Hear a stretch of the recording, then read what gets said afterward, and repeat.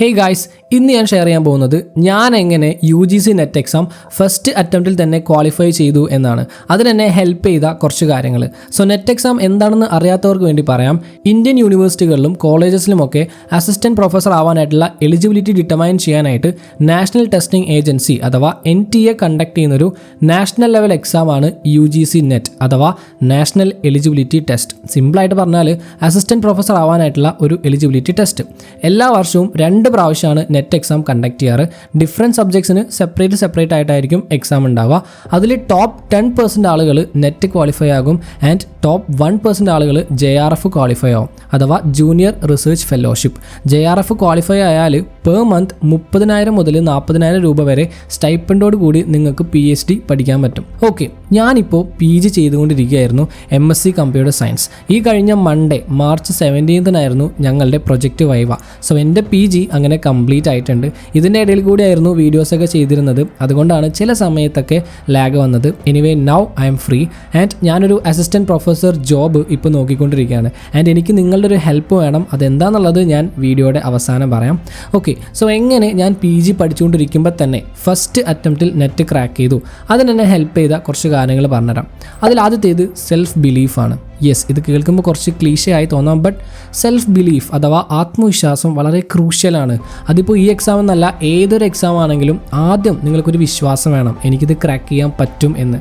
അല്ലാതെ എന്നെക്കൊണ്ടൊന്നും പറ്റില്ല, ഞാനിതിൽ എന്തായാലും ഫെയിലാവും, ഞാനൊന്നും പഠിച്ചിട്ടില്ല എന്നൊക്കെ പറഞ്ഞ് എക്സാം എഴുതിയാൽ നിങ്ങൾക്ക് എക്സാം ക്വാളിഫൈ ചെയ്യാനുള്ള ചാൻസ് വളരെ വളരെ കുറവായിരിക്കും.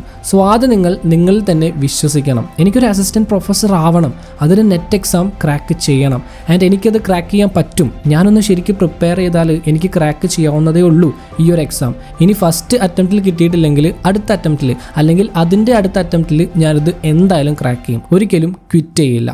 അങ്ങനെ നിങ്ങൾ ആദ്യം ഒരു വിശ്വാസം ബിൽഡ് ചെയ്യണം. അതാണ് ആദ്യത്തെ സ്റ്റെപ്പ്. ഓക്കെ ആണല്ലോ. ഇനി രണ്ടാമത്തെ സ്റ്റെപ്പ് പ്രിപ്പറേഷനാണ്. പ്രിപ്പറേഷൻ്റെ കാര്യത്തിലേക്ക് വരുമ്പോൾ നിങ്ങൾ ശ്രദ്ധിക്കേണ്ട വളരെ ഇമ്പോർട്ടൻ്റ് ആയിട്ടുള്ളൊരു കാര്യമുണ്ട്.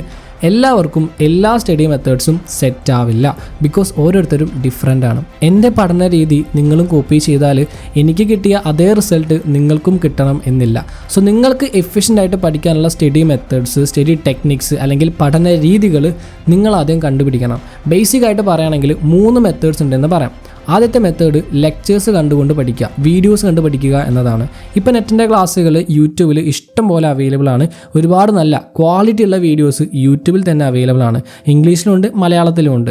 ചില ആൾക്കാർ ഇങ്ങനെ വീഡിയോസ് കണ്ട് പഠിക്കുമ്പോൾ നന്നായിട്ട് മനസ്സിലാവും, പെട്ടെന്ന് അവർക്ക് കാര്യങ്ങൾ ക്യാച്ച് ചെയ്യാൻ പറ്റും, ഫാസ്റ്റ് ആൻഡ് എഫിഷ്യൻ്റ് ആയിട്ട് പഠിക്കാൻ പറ്റും.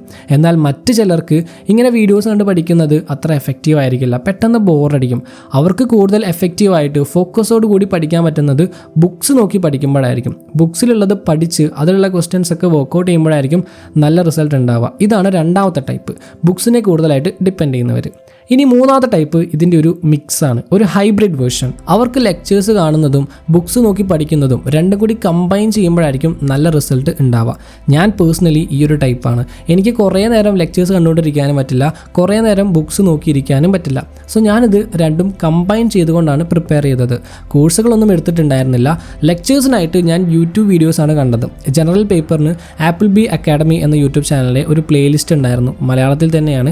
അതാണ് ഞാൻ കണ്ടത്. ഇതൊരു പ്രൊമോഷനൊന്നും അല്ല കേട്ടോ, ഞാൻ എൻ്റെ പ്രിപ്പറേഷന് പേഴ്സണലി യൂസ് ചെയ്തൊരു യൂട്യൂബ് ചാനലിൻ്റെ പേര് പറഞ്ഞു എന്നേ ഉള്ളൂ. ആൻഡ് സബ്ജക്ട് പേപ്പറിന് ഞാൻ അധികം പ്രിപ്പയർ ചെയ്തിരുന്നില്ല, കാരണം ഞാൻ പഠിച്ചുകൊണ്ടിരിക്കുന്നത് കമ്പ്യൂട്ടർ സയൻസ് ആണല്ലോ. So I have that touch. പിന്നെ ഞാൻ യൂസ് ചെയ്ത ബുക്ക് ഉപകാർസിൻ്റെ UGC നെറ്റിൻ്റെ ബുക്കാണ്. ഇത് രണ്ടുമാണ് ഞാൻ മെയിനായിട്ട് യൂസ് ചെയ്ത റിസോഴ്സസ്. ഇത് തന്നെ നിങ്ങളും യൂസ് ചെയ്യണം എന്നല്ല, ഞാൻ യൂസ് ചെയ്തത് പറഞ്ഞു എന്നേ ഉള്ളൂ. ഓക്കെ, സോ പ്രിപ്പറേഷൻ്റെ കാര്യത്തിൽ നിങ്ങൾ ഈ കാര്യങ്ങളാണ് ശ്രദ്ധിക്കേണ്ടത്. നിങ്ങൾക്ക് ഏത് രീതിയാണ് ഏറ്റവും കൂടുതൽ എഫക്റ്റീവ് എന്ന് കണ്ടെത്തുക, എന്നിട്ട് അത് കൂടുതലായിട്ട് യൂസ് ചെയ്യുക. ഓക്കെ ആണല്ലോ. പിന്നെ മറ്റൊരു കാര്യമാണുള്ളത്, കൺസിസ്റ്റൻ്റ് ആയിട്ട് പഠിക്കുക എന്നതാണ്.